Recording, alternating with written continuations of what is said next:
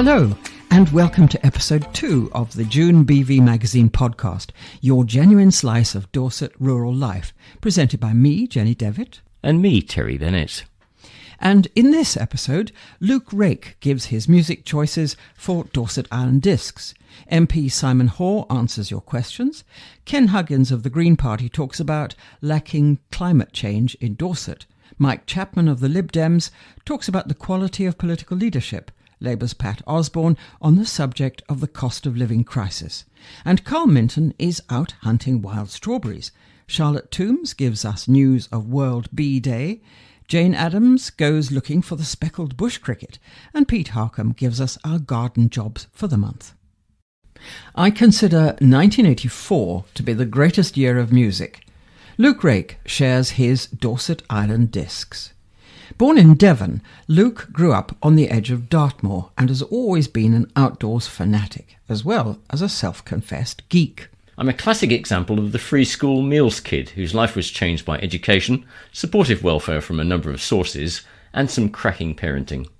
After my parents split, we were shunted around by the council for a little while, including to a bedsit and a caravan, until we got lucky and landed a council house when I was 11. There are no musicians in my family, but the radio was always on, and my pop quiz abilities are largely down to a young mother who didn't migrate to Radio 2 until well after I left home. Like every sane person, I consider 1984 to be the greatest year of music in history. At sixth form, I started to learn the guitar, and have been obsessed with it ever since. So I'll admit, this list is heavily influenced by that.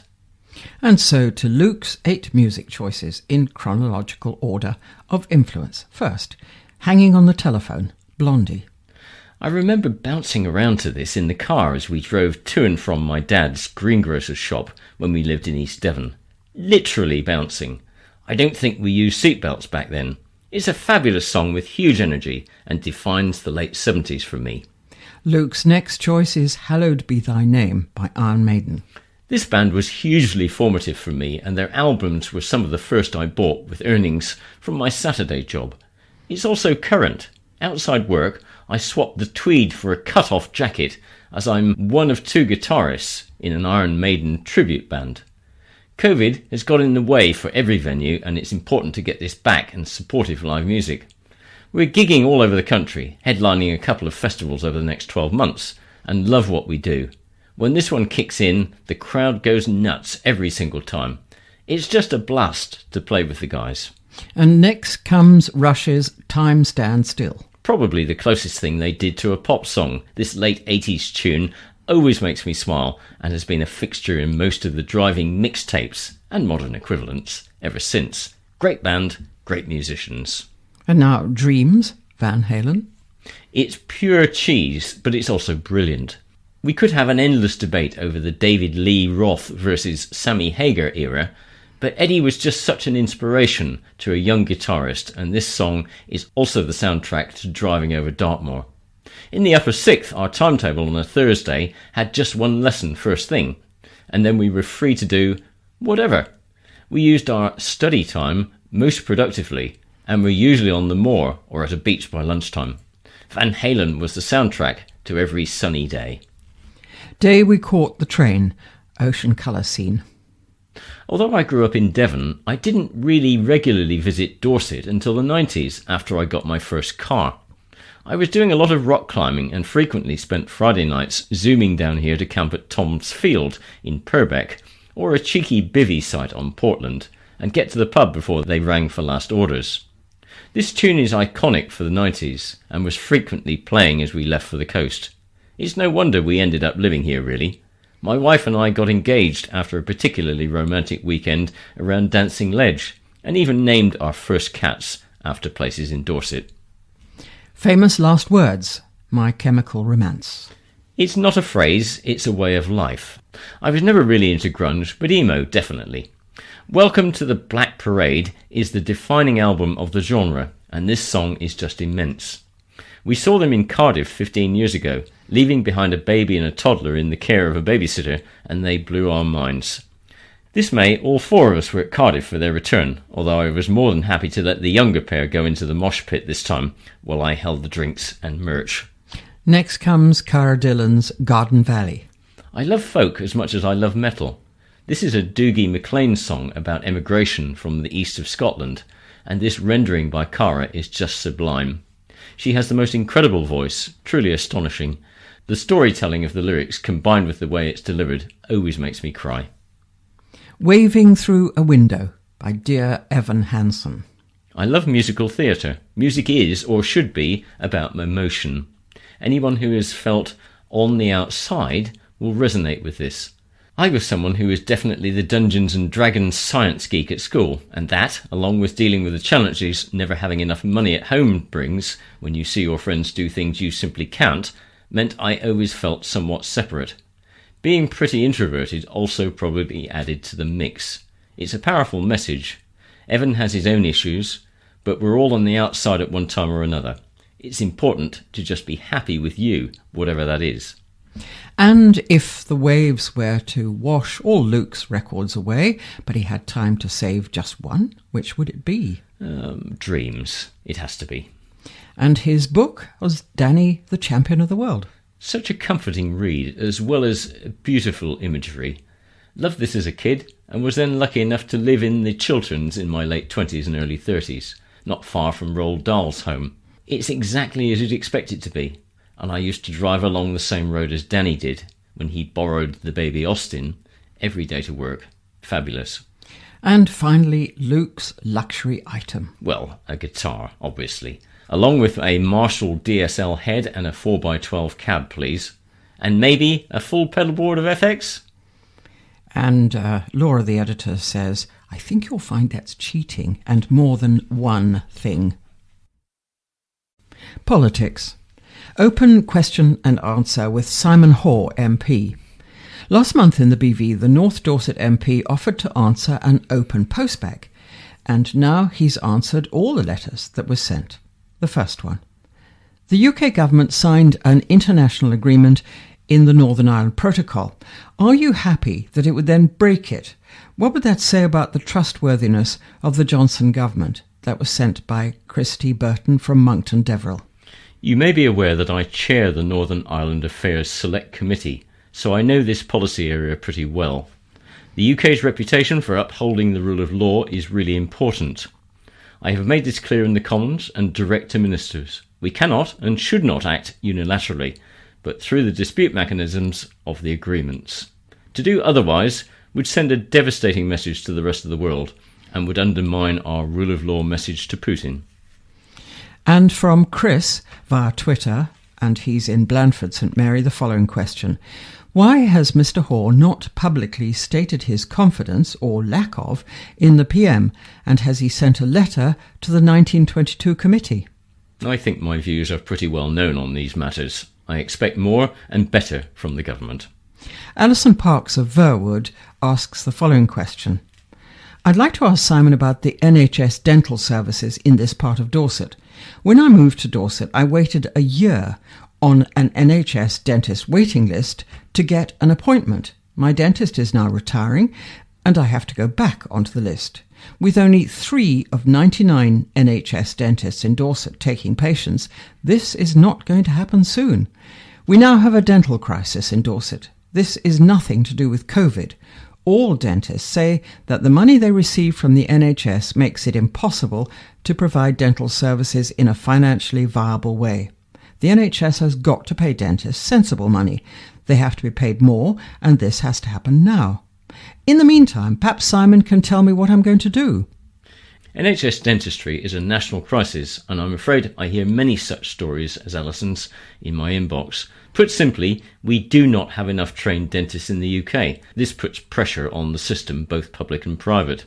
The government is aware of the situation and trying to encourage more people to become dentists. It's not so much about the money per se, but rather a shortage of trained people. Angela Park from Blandford Forum asks the following question. With second homing becoming such a major issue affecting not only house prices but also the social backbone of our village communities, can Mr Hoare share what steps can, should and will be taken to ensure more truly affordable housing in the countless new developments planned for Dorset, and also that this housing is kept for people who live and work locally? Our adult children are leaving, not by choice, but because there's simply nowhere for them to live feasibly.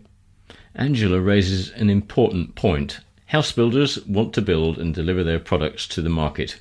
There is a real issue of viability evaluation on development proposals, which I am discussing with the Housing Minister. Changes in viability can affect the percent of affordable housing that is delivered. The housing list already has a local connection element to the assessment criteria, but this can always be strengthened. The key ambition, I would suggest, is to keep our villages and towns vital and viable. What is Mr Hoare going to do about illegal fox hunting, with the local hunts, Portman and Blackmore and Sparkford Vale, potentially endangering the public on footpaths, roads and railway lines? That question came from Lucas North in Buckhorn Weston. It is imperative that local hunts stay clearly within the law. It is imperative that we all stay within the law. As I always say when this issue is raised with me, if there are concerns or evidence of law breaking, inform the police, record the evidence if you can, and submit it. Annabel Cause of Gillingham asks this question. A fascinating addendum to Tales from the Vale in the May issue of the BV was a link to a House of Commons debate from March 1942, in which Major Lloyd George states, "We can call upon our people for any sacrifice, provided they have the knowledge that it is equitable." It's a shame, then, that a fact which the Liberal Party understood 80 years ago is still not grasped by our current Conservative Party. How does Mr Hoare justify the seeming culture of one rule for them, rife in Westminster, exemplified by Partygate? How does he explain this to those who missed their loved ones' last days during COVID and who were denied the comfort of a simple hug upon their deathbed from similarly grieving family, only now to see images of our political leaders thoroughly enjoying themselves at parties? Let me start by saying that my family and I, like countless others, took the COVID rules seriously. We stayed home. We saved lives. We protected the NHS. I called for Dominic Cummings to be sacked following his Durham eye test. I was ignored, and the rest, as they say, is history. I cannot and will not defend the indefensible. Politics has been damaged by this shameful episode, compounding the feeling of do as I say, not as I do. It is appalling. I am furious. There is no justification, and I won't use weasel words to mitigate that which cannot be mitigated against. And a rather lengthy question from Brian Holmes of Shaftesbury. Why does the Tory elite seem so set against home working? Proposals to expand flexible working were removed from last week's Queen's speech. Boris Johnson has decided that those who work from home are aimlessly drifting back and forth to the fridge. Rees-Mogg decided the best way to bully civil servants back into the office was to leave passive-aggressive notes on their desk. It's clear that flexible working is here to stay. The ONS predicts that 57% of workers will work at least partly from home by this autumn, while 2/3 already work flexibly in some way. And those who resist are refusing to acknowledge the benefits and bound to be left behind. Just last month in the BV, a local recruitment firm acknowledged flexible working was a must on an employer's benefits list if they wish to recruit the best candidates. In a rural area like ours, the ability to work from home opens up opportunities previously unseen and can drive real change in our local communities. What sucks the life from our area is young people moving away for better jobs. But would more choose to stay if remote working for at least part of the week let them tap into big city opportunities without having to up sticks? More home working means less commuting, with its enormous knock-on environmental benefits. Putting money back into hard-pressed pockets, it breathes life back into struggling local high streets too, drawing new people in. I agree with Brian. My party professes to believe in individual choice and discretion. If a boss and employee can come to a good working solution allowing flexible working, then let them get on with it. We have not rolled out broadband across the UK just to allow superfast gaming. It is also good for the environment, saving miles of car journeys as well as being good for family life and the work-life balance. It also means we can employ good people who don't live in the area but are happy to visit once a week or whatever. Home working is a dividend of the IT revolution, and let's exploit it. S. Richards of Fifield Neville asks the following question. It seems that the Conservatives have abandoned their pledge to reform the planning system, and I wonder if Mr. Hoare can explain how they propose to improve the chance for young people to buy their own home. The last major house building programme took place many decades ago, and we just don't have enough homes for everyone. I voted Conservative because they promised to rectify this. Another planning bill was announced in the Queen's speech. Let's see where that takes us. I agree with the question that if we are to have sustainable communities allowing intergenerational living, then we must have a wide range of home products of varying types, price points and purchasing schemes to get our young people on the housing ladder. And the final question comes from Wendy Darvett of Chalk Valley. How do we regain trust in our government when their lack of proximity to the truth undermines trust in all MPs and by doing so undermines democracy? Without truth, there's no trust, and without trust, democracy flounders. Simon Hoare is a decent MP, tainted by dishonourable colleagues. As a supplement, I'd be interested to know which of the 7 Nolan Principles Mr. Hoare believes and is able to confirm that Johnson adheres to: selflessness, integrity, objectivity, accountability, openness, honesty, and leadership. It is for any government to earn trust, secure it and retain it. It is not automatic from the people, nor should it be. No party has a right to be in government. It is a sacred trust vested by the people, and it can be taken away. I think the key task at hand is to veer away from easy populism and deal with grown-up politics in a grown-up way. The Nolan Principles are pivotal to our public life, and tinkering with the ministerial code is inept politics.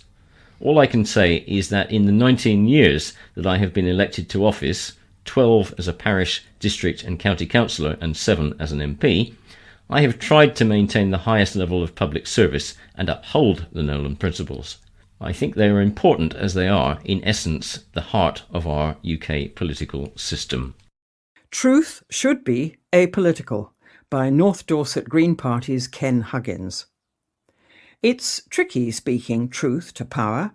How can citizens who are increasingly concerned about the looming environmental crisis persuade government and industry decision-makers to take the necessary actions to avert disaster? The challenge was highlighted at a protest outside Dorset Council's offices on the 12th of May, seeking to raise awareness of the Council's failure to take adequate action since it had declared a climate and ecological emergency 3 years ago at its first AGM as a unitary authority. None of the protesters were there for personal gain. They were acting on behalf of all of us. To their credit, some councillors engaged with them as they arrived for the meeting. Notably, only a couple of younger Conservatives did so. The protest was entirely peaceful, albeit theatrical and lively, when a drum band struck up. There were various speeches, but they were not heard inside the building. A Conservative councillor in the meeting was reported to have described the protesters as a rabble and said she was disgusted by them. Decades of increasingly desperate warnings by scientists have failed to generate the required urgent action. Public protests have so far simply drawn increasingly harsh repressive measures by the government.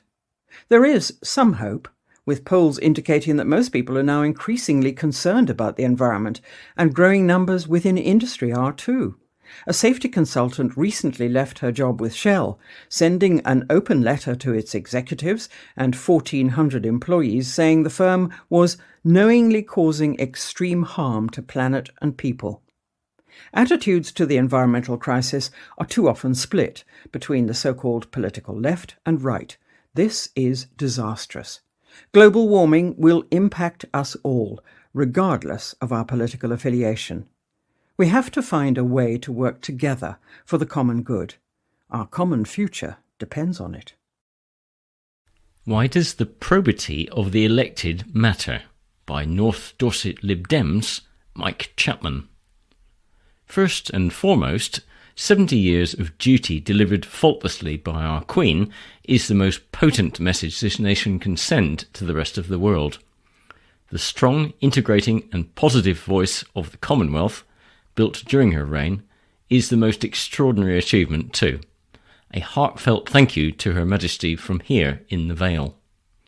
But why does the quality of the political leadership of this nation matter so much to us in the southwest? Why should the probity of those at the top, elected and unelected alike, be so important? With the US schizophrenic about guns and equally divided about so much else, with Russia being taken to hell in a handcart, and China continuing to demonstrate the viciousness of its regime, the steady voice of the more grown-up democracies needs to be heard.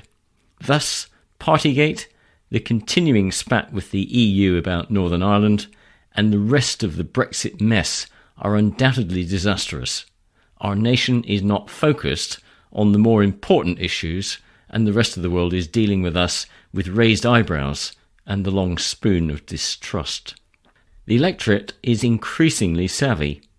Those one-liners from the 1950s on, from "you have never had it so good" to "take back control," no longer resonate the way they used to. Lincoln had it right about the limitations of trying to fool the people. We know we have been taken for a ride. The heart of this for the Vale is the notion of levelling up, currently being served up by those we have seen at the centre of the Partygate revelries. The haughtiness, the we know best approach of those in the various coteries at the centre can be seen in the pictures, read in the texts, and felt in the denials and excuses. It is this centralised and centralising monoculture that needs fixing. Otherwise, we are no better than those tyrannies we seek to defeat. Through elections near at hand and in the longer term, we will find the way. Early May saw the start of change. It's a Homegrown Crisis by Labour's Pat Osborne. While Rishi Sunak's announcement of a £37 billion package of household support for rocketing energy bills gave the Tories some respite from Partygate this week, for many of those worst affected by the cost of living crisis, its impact will barely be felt at all. October's grant will do very little to offer respite from hardship for many on prepaid meters, let alone replace the meals and hot showers they've already missed. For others, the grant will offset arrears that have accumulated, effectively rechanneling cash from a windfall tax on obscene super profits straight back into the pockets of the oil barons and energy moguls. Sunak is right to point to the role of a range of global factors, such as the war in Ukraine, in pushing energy prices up. But the cost of living crisis isn't just about energy. It's willfully disingenuous of a man with his economic background to sidestep the plethora of homegrown factors that are contributing to it. The package does nothing to address low pay, nothing to address the housing crisis and rising rents, nothing to insulate homes, which is the most cost-effective way of keeping down energy bills and tackling the climate crisis, and nothing to reverse the damage of 12 years of Tory austerity on our decaying public services. Most importantly, it does nothing to tackle privatisation and the lust for excess profits that are the root of inflation. The Chancellor's long-awaited answer to the cost of living crisis has been to put a sticking plaster on a gunshot wound. Like the rest of Johnson's government, he shows himself to be without either the imagination or integrity to act in the best interests of the country.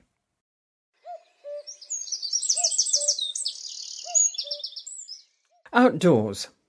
Hunting Strawberries, Honey, and a Weed Left by the Romans by Carl Minton.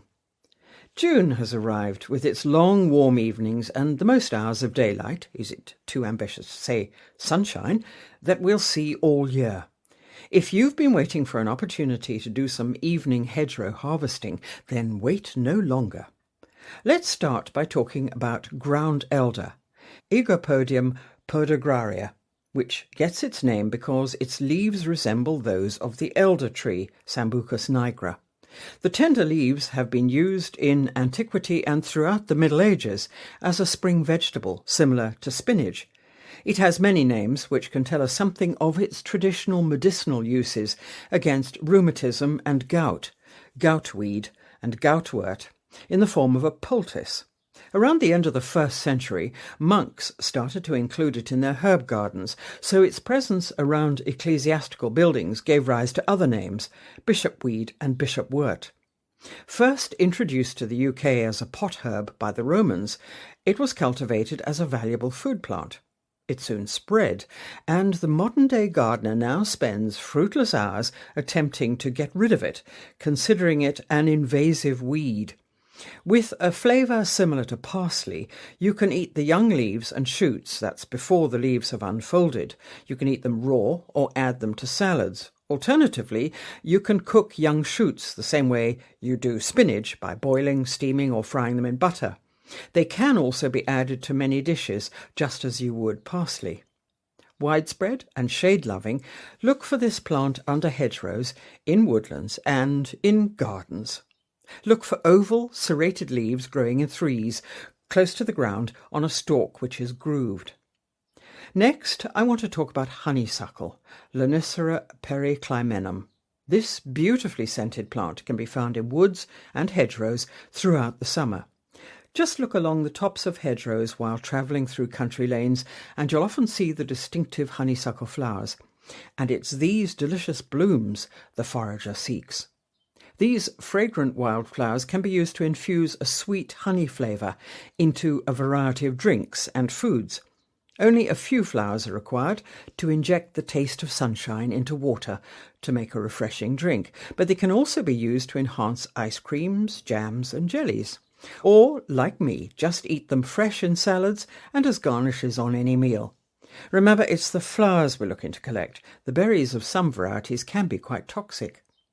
Finally, I wanted to mention wild strawberries, Fragaria vesca, which can be found in woodlands and on shady ancient banks under hedgerows towards the end of spring, and they carry on throughout the summer. They're much smaller than the cultivated ones we see in the shops, but that makes the discovery of the miniature fruit all the more rewarding, as they're often hiding in plain sight, using only their diminutive size and unassuming habit as cover. They frequently grow in small patches, and they sprout tall-stemmed, small white flowers before they fruit with tiny, dense berries which burst with an intense flavour. They make up in taste what they lack in size. The fruits tend to start ripening from June onwards. So all that begs the question, what are you waiting for? Be Careful in the Garden by Charlotte Toombs. World Bee Day is now a thing. These tiny little insects get to have their own day in order to raise awareness about the threats made to pollinators by human activities. It has the approval of the United Nations, no less, and the first World Bee Day was celebrated on Sunday the 20th of May 2018. For me, one simple solution would be if we all aim to stop using pesticides in our gardens. By stopping the use of such harmful chemicals, we could genuinely make a difference to our bee populations and all those good insects which in time will come to our gardens and improve them, our environment and the world in general. Here are some mind-blowing facts about our humble honeybee for you.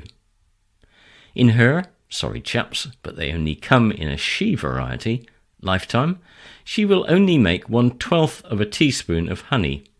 That's the life's work of 12 bees to sweeten your herbal tea. She will fly 375 miles and visit 70,000 flowers for that 1/12 of a teaspoon. Bees need a varied diet. There have been studies done, and like us, the more varieties of flowers they visit, the better for them. A bumblebee's tongue can be as long as 20 millimetres, and they often fly with their tongue extended as they collect nectar, a bit like a dog with its head out of a car window, I imagine. In the UK, we have 270 bee species, and almost 250 of these are solitary. Only 9 are types of honeybees, but they are all amazingly effective pollinators. There are lots of things we can do to help the bee population in our gardens and cut flower patches, and in doing this, we really can all make a difference. Bee ladders. Bees need to drink water, but can often drown in a bucket or plant pot or wherever water collects. Simply tie a bit of string to the side of your water butt and the bees can climb up the ladder. Bee hotels. Provide or make bee insect hotels. There is so much information online about this, and it's a great school holiday project for children. Bee-friendly plants. Try to avoid double-petaled blooms, as bees like an open-faced flower. Foxgloves are like top-floor restaurants for bees, especially as the spotted throats of these flowers act as a runway marker for the bees to land, and they can come back again and again as each flower opens up in the spire. Lavender and honeysuckle aren't just human favourites, they are a favourite for bees as well. And please do let that ivy grow on your garden wall. The flowers are a great source of bee food when there is not a lot else flowering. If you visit your local garden centre, they will have an area of pollinator-friendly plants to give you inspiration, along with lots of ideas on how you can help. And let the wilderness in. If, like me, you have an embarrassing corner of your garden where the nettles have taken hold, why not admit defeat? Leave it for the butterfly caterpillars of red admiral, small tortoiseshell, painted lady, and coma. By stopping the use of pesticides in your garden, over time it will benefit from more birds as they come to eat the bugs, and the circle of life continues. Meet the Speckled Bush Cricket by Jane Addams. As I stand in the middle of a flower bed in my Dorset garden, I'm surrounded by insects. Worker bumblebees scurry in circles over flower heads, a small white butterfly floats by like a paper plane, and an armoury of shield bugs patrol the jungle of shrubs. It's an idyllic June day, the sort you dream of in the depths of winter when you're cold and tired. But there's one insect that's nowhere to be seen, the speckled bush cricket. Eventually, long antennae dangling in midair give its position away. As I follow the looped tendrils, they lead me to its speckled body, camouflaged amongst the leaves of a Michaelmas daisy. It's tiny, a nymph, less than a centimetre long. As it turns its Jiminy Cricket face towards me, I swear it's going to break into a song and dance routine. Sadly, it doesn't. Instead, as I move, its compound eyes follow me, and I'm left wondering just who is watching who. Most of the 23 cricket species we have in the UK are omnivores, but the speckled bush cricket is strictly vegan. By gorging on young leaves, it'll outgrow its skin and molt several times until it reaches the 2 to 3 centimetres of adulthood. If the one I've found is a male, it will eventually sing to find a mate by strumming the underside of its left forewing with its right forewing, but we won't hear it. The frequency of its clicking song and its mate's reply are way beyond the limits of our human hearing. Crickets like the heat, so at the moment most species in Dorset don't seem to be threatened by climate change. However, with so many insects disappearing from our gardens, there's still a chance they could be next. So it's worth taking care of them. Turn a blind eye to a bit of plant nibbling and steer clear of pesticides. Maybe then we'll see this harmless and beguiling insect again next year. Garden Jobs for the Month by Pete Harcombe. June should be a month of calmer and warmer weather.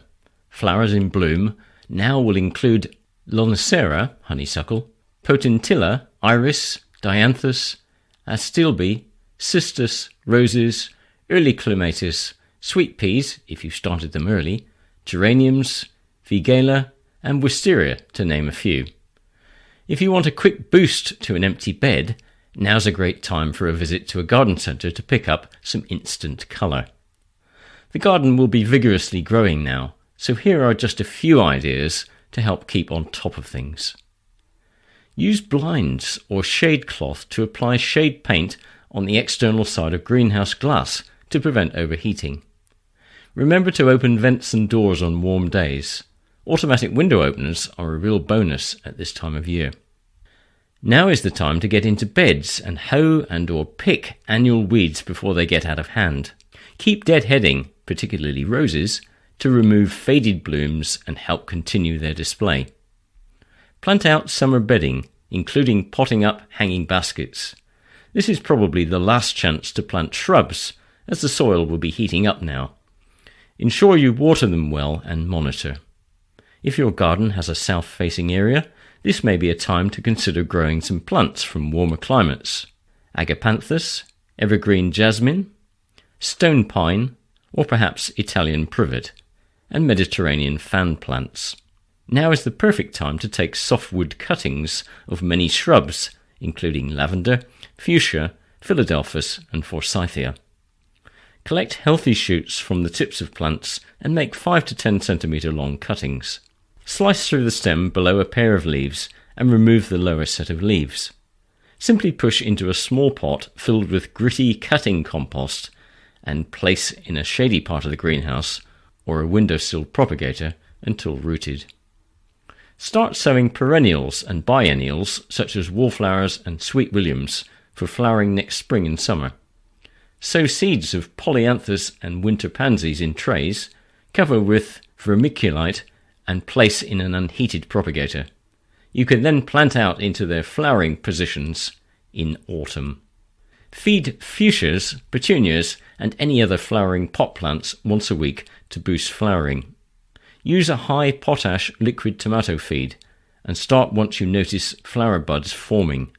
Continue through to the autumn when the plants run out of steam. And that brings us to the end of episode 2 of the June BV Magazine podcast. Join us again next week for episode 3. In the meantime, it's bye-bye from me, Jenny Devitt. And goodbye from me, Terry Bennett. Goodbye.